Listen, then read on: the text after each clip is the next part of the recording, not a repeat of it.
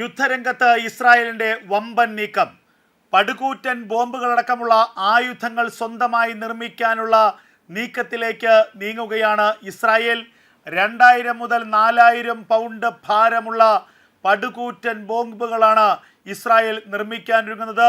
ഇത് സംബന്ധിച്ച് ഇസ്രായേൽ ഭരണകൂടം സ്ട്രാറ്റജിക് കമ്പനികളുമായി ധാരണയിലെത്തിയതായുള്ള വിവരങ്ങൾ പുറത്തു വരുന്നു. $275 മില്യൺ കരാറാണ് ഇപ്പോൾ ഇസ്രായേൽ ഭരണകൂടം ഒപ്പിട്ടിരിക്കുന്നത്. ഒറ്റ ബോംബാക്രമണത്തിൽ ഒരു പ്രദേശത്തെ മുഴുവൻ ഛിന്ന ഭിന്നമാക്കുന്ന, പൂർണ്ണമായും തകർക്കുന്ന, ഒരു പ്രദേശത്തിൻ്റെ സമൂലമായ നാശം ഉറപ്പാക്കുന്ന ആക്രമണങ്ങൾ, അത്തരത്തിലുള്ള ആയുധങ്ങൾ, അത്തരത്തിലുള്ള ബോംബുകൾ, അതാണ് ഇസ്രായേൽ പ്രാദേശികമായി നിർമ്മിക്കാൻ ആലോചിക്കുന്നത്. ഇനി ആയുധങ്ങൾക്ക് വേണ്ടി, ബോംബുകൾക്ക് വേണ്ടി ഒരു രാജ്യത്തിൻ്റെയും മുന്നിൽ കൈ നീട്ടി നിൽക്കേണ്ടതില്ല എന്ന് ഇസ്രായേൽ തീരുമാനിച്ചിരിക്കുന്നു. അത്തരമൊരു ഗതികേടിലേക്ക് പോകേണ്ടതില്ല എന്ന് ഇസ്രായേൽ തീരുമാനിച്ചിരിക്കുന്നു. ഇസ്രായേലിൻ്റെ വമ്പൻ നീക്കം കഴിഞ്ഞ 14-15 മാസങ്ങളായി പശ്ചിമേഷ്യയിലുള്ള ഇസ്ലാമിക രാജ്യങ്ങളുമായി, ഇസ്ലാമിക ഭീകര സംഘടനകളുമായി നിരന്തരം യുദ്ധത്തിലാണ് ഇസ്രായേൽ. പ്രത്യേകിച്ച് ഹമാസിനെതിരെ മാത്രം കഴിഞ്ഞ ഒരു വർഷത്തിനിടയിൽ ഇസ്രായേൽ ഉപയോഗിച്ചത് എണ്ണിയാലൊടുങ്ങാത്ത ബോംബുകളും റോക്കറ്റുകളും മിസൈലുകളുമാണ്. ഹിസ്ബുള്ളയ്ക്കെതിരെ 45 ദിവസത്തിനിടയിൽ മാത്രം 870 ബോംബുകൾ ഇസ്രായേൽ വിക്ഷേപിച്ചു എന്നുള്ളതാണ് ഏറ്റവും പ്രധാനപ്പെട്ട കണക്ക്. ഒരു ഘട്ടത്തിൽ ഹമാസിനെതിരെയുള്ള യുദ്ധം ഇത്രത്തോളം നീണ്ടുപോകാനുള്ള കാരണവും ഇസ്രായേലിൻ്റെ പക്കൽ മാരകമായ പ്രഹരശേഷിയുള്ള ബോംബുകൾ ഇല്ലാത്തത് കൊണ്ട് മാത്രമാണ്. അമേരിക്കയാണ് ഇസ്രായേലിൻ്റെ ഏറ്റവും വലിയ ആയുധ പങ്കാളി, ഏറ്റവും വലിയ സൈനിക പങ്കാളി. യഥേഷ്ടം ആയുധങ്ങൾ അമേരിക്ക ഇസ്രായേലിന് നൽകിക്കൊണ്ടിരുന്നു.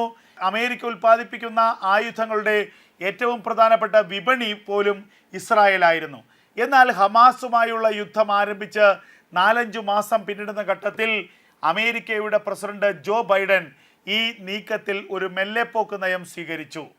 അതായത് മാരക പ്രഹരശേഷിയുള്ള 2000 പൗണ്ട് ഭാരമുള്ള ബോംബുകൾ ഇസ്രായേലിന് നൽകേണ്ടതില്ല എന്നൊരു തീരുമാനം അമേരിക്കൻ പ്രസിഡന്റ് എടുത്തു.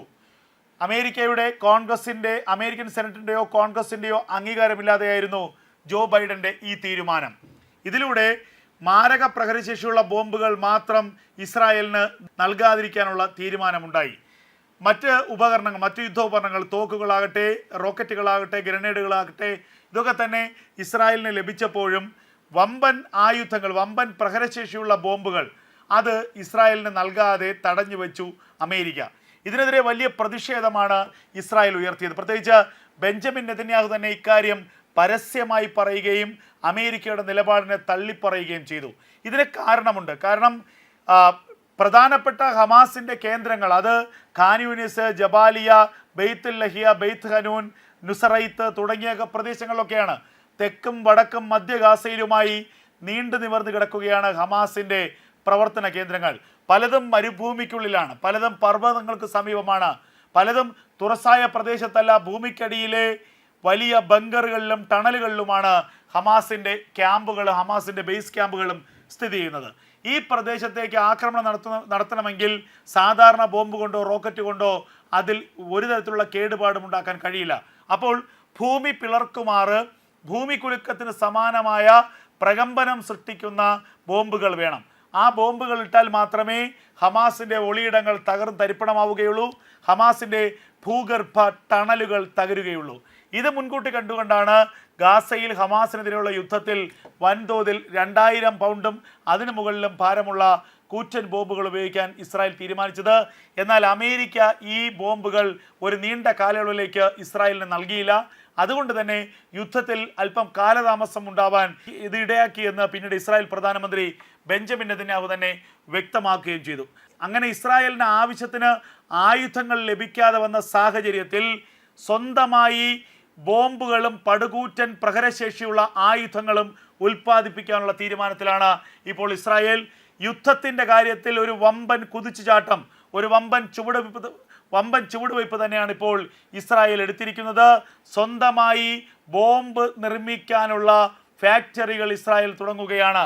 അതും ചെറിയ പ്രഹരശേഷിയുള്ള ബോംബുകളല്ല, പടുകൂറ്റൻ പ്രഹരശേഷിയുള്ള 2000 മുതൽ 4000, 5000 പൗണ്ട് ഭാരമുള്ള ബോംബുകൾ. ആണവായുധത്തിന്, ആണവ ബോംബുകൾക്ക് സമാനമായ പ്രഹരമുണ്ടാക്കുന്ന ബോംബുകൾ. ഒരു ബോംബ് ഒരു പ്രദേശത്തിട്ടാൽ അതിന് കിലോമീറ്ററുകൾ ചുറ്റളവിലുള്ള പ്രദേശങ്ങളെല്ലാം തന്നെ തകർന്ന് തരിപ്പണമാകുന്ന, മരുഭൂമിക്ക് സമാനമാകുന്ന, വെറും മൺകൂനകൾ മാത്രമായി വമ്പൻ കെട്ടിടങ്ങളും കെട്ടിട സമുച്ചയങ്ങളും തകരുന്ന രീതിയിൽ പ്രഹരമുണ്ടാക്കുന്ന ബോംബുകൾ. ആ ബോംബുകൾ ഉണ്ടാക്കാനുള്ള നീക്കമാണ് ഇപ്പോൾ ഇസ്രായേൽ ആരംഭിച്ചിരിക്കുന്നത്. അമേരിക്കയുടെ മുന്നിൽ ഇനി ബോംബുകൾക്ക് വേണ്ടി കൈനീട്ടി നിൽക്കേണ്ടതില്ല.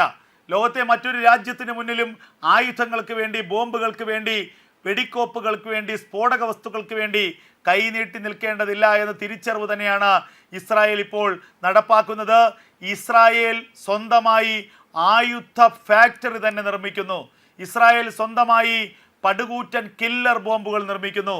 ഇസ്രായേൽ സ്വന്തമായി ആണവ ബോംബുകൾ നിർമ്മിച്ച് കൂട്ടുകയാണ്.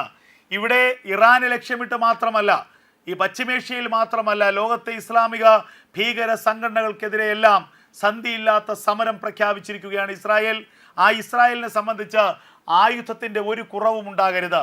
ഇസ്രായേൽ ഒരേ സമയം യുദ്ധം ചെയ്യുന്നത് ഹമാസിനെതിരെ, ഹിസ്ബുള്ളയ്ക്കെതിരെ, ഹൂതികൾക്കെതിരെ, ഇറാനെതിരെ, സിറിയയ്ക്കെതിരെ, ഇസ്ലാമിക് റെസിസ്റ്റൻസിനെതിരെ ഒക്കെയാണ്. അപ്പോൾ നാലുപാടും ഇസ്രായേലിൻ്റെ നാലുപാടും ശത്രുക്കളാണ്. നാലുപാടുമുള്ള ശത്രുക്കൾക്ക് നേരെ ഒരേ സമയം യുദ്ധം ചെയ്യുന്ന ഇസ്രായേലിനെ പോലുള്ളൊരു കുഞ്ഞൻ രാജ്യത്തിന് ആയുധങ്ങളുടെ കുറവ് വരാൻ പാടില്ല. അതുകൊണ്ട് തന്നെയാണ് ഇസ്രായേൽ ഒരു കാര്യം തീരുമാനിച്ചിരിക്കുന്നത്. അമേരിക്ക വാരിക്കോരി ആയുധങ്ങൾ നൽകുന്നുണ്ട്. ദിവസങ്ങൾക്ക് മുൻപാണ് അമേരിക്ക $8 ബില്യൺ ആയുധ കൈമാറ്റത്തിന് തീരുമാനമെടുത്തതും ഇസ്രായേലിന് ആയുധം കൈമാറാൻ തീരുമാനിച്ചതും. അപ്പോൾ അമേരിക്കയുടെ ഭാഗത്ത് നിന്ന് പിന്തുണ ഇപ്പോഴുമുണ്ട്. എന്നാൽ ഇനിയും സ്വയം പര്യാപ്തത ഈ കാര്യത്തിൽ കൈവരിക്കുക എന്നൊരു ലക്ഷ്യത്തിലേക്ക് ഇസ്രായേൽ നീങ്ങുകയാണ്. മാരക പ്രഹരശേഷിയുള്ള പടുകൂറ്റൻ ബോംബുകൾ, ക്ലസ്റ്റർ ബോംബുകൾ, കില്ലർ ബോംബുകളൊക്കെ തന്നെ സ്വന്തമായി നിർമ്മിക്കുകയും അതിനൊരു ക്ഷാമമില്ല എന്നുള്ള ഉറപ്പ് വരുത്തുകയുമാണ് ഇസ്രായേൽ ഇതിലൂടെ ലക്ഷ്യമിടുന്നത്. ഒരു പ്രദേശത്തിൻ്റെ സമൂലമായ നാശം ഉറപ്പാക്കുന്ന ആക്രമണങ്ങൾ, അത്തരത്തിലുള്ള ആയുധങ്ങൾ, അത്തരത്തിലുള്ള ബോംബുകൾ, അതാണ് ഇസ്രായേൽ പ്രാദേശികമായി നിർമ്മിക്കാൻ ആലോചിക്കുന്നത്. ഇനി ആയുധങ്ങൾക്ക് വേണ്ടി, ബോംബുകൾക്ക് വേണ്ടി ഒരു രാജ്യത്തിൻ്റെയും മുന്നിൽ കൈനീട്ടി നിൽക്കേണ്ടതില്ല എന്ന് ഇസ്രായേൽ തീരുമാനിച്ചിരിക്കുന്നു. അത്തരം ഒരു ഗതികേടിലേക്ക് പോകേണ്ടതില്ല എന്ന് ഇസ്രായേൽ തീരുമാനിച്ചിരിക്കുന്നു. ഇസ്രായേലിൻ്റെ വമ്പൻ നീക്കം കഴിഞ്ഞ 14-15 മാസങ്ങളായി പശ്ചിമേഷ്യയിലുള്ള ഇസ്ലാമിക രാജ്യങ്ങളുമായി, ഇസ്ലാമിക ഭീകര സംഘടനകളുമായി നിരന്തരം യുദ്ധത്തിലാണ് ഇസ്രായേൽ.